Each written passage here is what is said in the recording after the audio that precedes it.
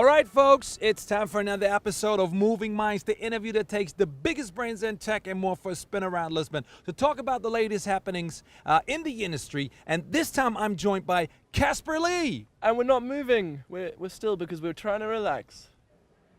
He's a YouTube phenomenon, YouTube personality, vlogger, actor, entrepreneur. Did I forget anything? Son. Yeah, and a son, of course. Soon to be father, hopefully not too soon. Oh, really? No, I'm joking. No, not soon. I was in Brand in news! the next 20 years. Okay, so you plan right now. Yeah, look, that's one of my big goals in life. So you gotta always say soon to be father. That's how it is. Casper, it's great to have you here. Caspar Lee, high five. High five. Nice to thank you for having me in this beautiful car. It's very comfy. Is this And a comfortable. BMW kind of thing Yeah, going on? yeah, you can take it with you if you want to. Oh, is that what you guys give me for doing this interview? Yeah. That's the easiest car I've ever gotten. Do I have to disclose this in an ad? No.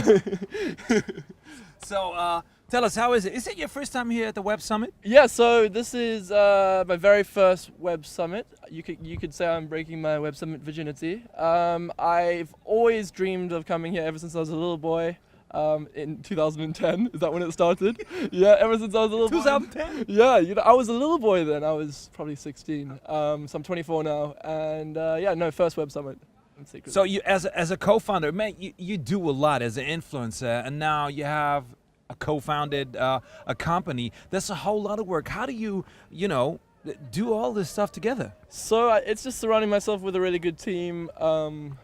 I don't think anything big is possible without having like really, really good people around you. So, my YouTube videos is something I've been doing for so long and something I kind of know what I want to do, and it doesn't take too long and I really enjoy. I just really enjoy the other side of it as well. And as I get older... What does that mean, other side? Is that the more serious side, the more working side? How you would describe that? I guess it's the side that kind of talks to brands and figures out better ways for them to work with people like myself. And I think being a YouTuber, the only way you can earn a living is through advertising, and I think there are a lot better ways we can do it, and that's what I want to be a part of. So there's so many people, online try to make the same thing that you do. What are, the secret ingredients, the very important ingredients to be successful, to get out there so the people watches you? I think the one common thing is most of the people I've seen who've done it, they haven't found out about the fact that people like myself or other content creators do it for a living. They've actually just wanted to do it for themselves and not because of the money. So I think when you start to think about the money first, you'll give up before it's ever going to happen. Like, it took me 2 years before I even got 1,000 people watching my stuff, and that's like, if you were doing it for the money, you would have stopped a long time ago. So I think you just got to enjoy your craft and not do it for the sake of having people watch it. Do it for the sake that you enjoy making. So how does that feel like when you're in front of these big companies, and does it feel like kind of a weird because they're really listening to what you say, and for yourself it's something so simple?